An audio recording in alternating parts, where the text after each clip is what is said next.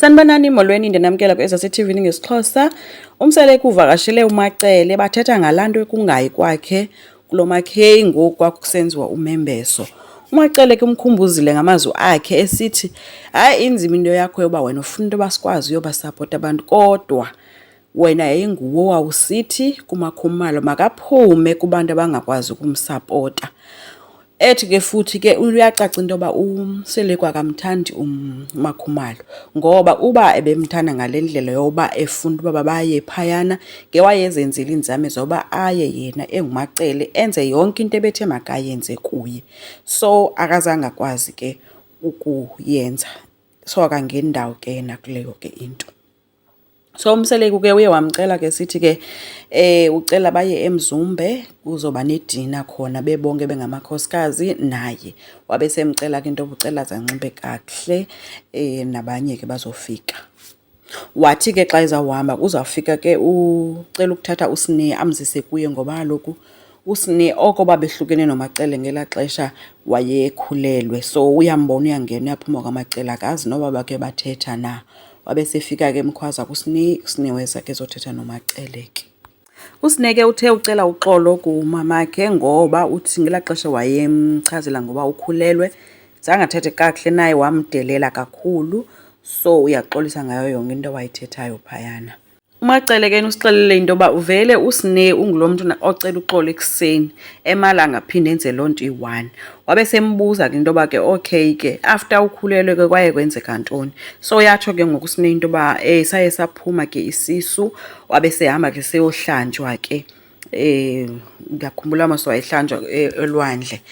Then ke uthi ke uMacele vele wena izinto uyazenzela umthetho wakho uba naleyo into yakhombisa into yoba ungumntu oziphetheyo awungumntu ophethweyo, naleyo ke it's okay.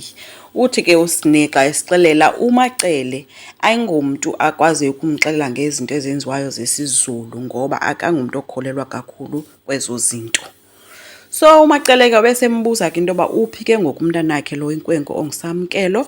Wathi ke omnye akukhona kodwa uyambona nje kancinci akamboni kakhulu. uSne eqaleni usixelele into yoba uMseleki akamthandi uSamkelo. Uthi xa embona amthathe nje okwenja yakwamakhelwane nje nomntu nje ongathini. So akathandi kakhulu ukumvakashisa ke apha. Wabe sembuza ke omnye uba okay ibirthday yakhe ke uzomenzela nini. Watsho into yoba uzomenzela uyayazi. Zobe ncoma nento yoba ke usakhumbula uba inini ibirthday yomntana. So uMacele ke noSne ba-right. uMseleki ke ephumeni kwakho kwaMacele uye kwaMakhumalo apho afike khona wancokola noMakhumalo encoma ibedroom yakhe ale wayeyenza isayiqala kwisizini edlulileyo. Intle ke ethi ngathi ayibedroom engekho sezilalini. So uMakhumalo besithi ke na ke ibedroom awazenzela yona le ukwenza uba xa esendaweni akuyo ethi ufuna ugoduka aye endaweni ekhaya elinjani.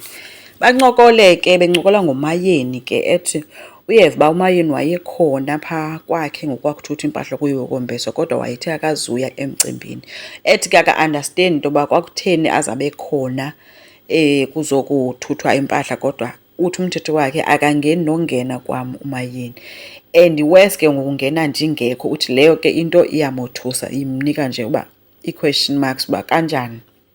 So uMseleki umxelele ke into yoba no uMayeni wenza into ethi umcimbi xa ukwaMseleki wonke umntu uyaya kwaMseleki emcimbini but yena xa into ikomnye kowabo amanye wamakhosikazi akazukuya.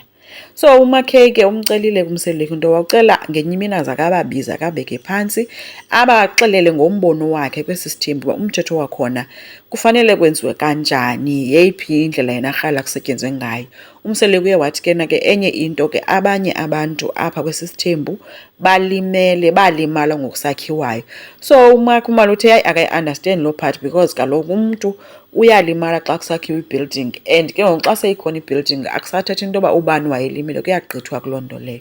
But ke kuyacaca into yoba abanye apha kwesi sithembu abakho sithenjini ngoba kuthiwa singamakhosikazi in fact sikwi-competition kanti bekumele uba singabafazi sikwazi futhi uba ngoosisi sisapotane kuzo zonke into esizenzayo.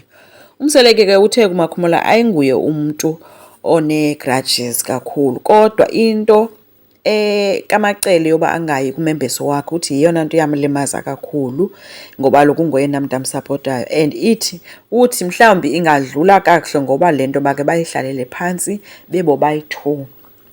So bahambile ke bafazi baya ke kwidina, bafika umntu namntu umnike ii-flowers ke umseleku xa befikayo bobayi-4.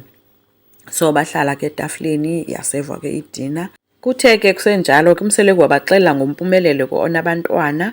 Umhlophekazi waphinda wathi ke kukhona nomnye ke ngomntana kuthiwa nguSingabakho, nokuthi ke umama kamhlophekazi ukhulelwe futhi. Ethi hayi futhi uyavuya yena ngoba lo mfana wenza kakuhle kakhulu. Ethi kaloku ndiyabafuna abantwana xa abafazi bemjonga. Khange ukhomente nomnye ke umayeni yena umane esithi hayi bandla, hayi bandla. Uthe ke umayeni ecaleni ebethi yena ugqibile ukhulisa, but nantso ngoku iphinde imphinda le nto yoba funeka aphinde akhulise omnye umntana. uMacele yena uthe uyayigada eyakhe ileyini yena ngoba apha kusesithenjini. Uthe ke umseleku yena ubengathanda futhi ukuba abantwana bamane bebandawonye ukwenzela bakwazi uqhelana, bakwazi nokuvakashelane, benze nee-sleepovers. uMacele ke uye waphendula yedwa ke ngelithi abakhe bayaya abantwana emzumbe, kodwa yeyi ave ndingafuni ngabantwana bam. Iye yaxhomisa amehlo ke loo nto, umseleku emjongile engazi uba kwenzekani. Uthe ke uMakhumalo ecaleni ingathi kuzovutha umlilo, inkulu into eyenzekayo apha.